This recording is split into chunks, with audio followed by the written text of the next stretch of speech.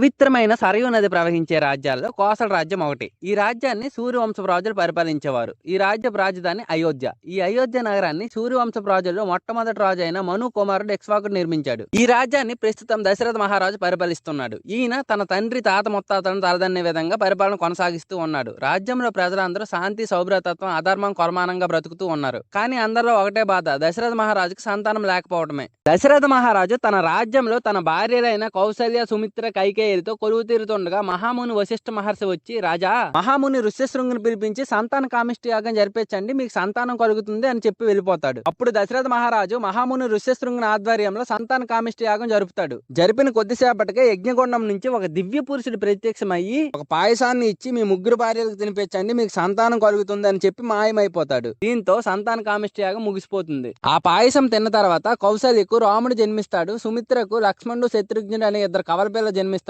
కైకేయికి భరతుడు జన్మిస్తాడు. రామాయణం మొత్తం simplified version లో మీకు అర్థమయ్యేటట్టు షార్ట్స్ రూపంలో చెప్పబడుతుంది. మీరు కనుక మిస్ అవ్వకూడదంటే please subscribe to our channel.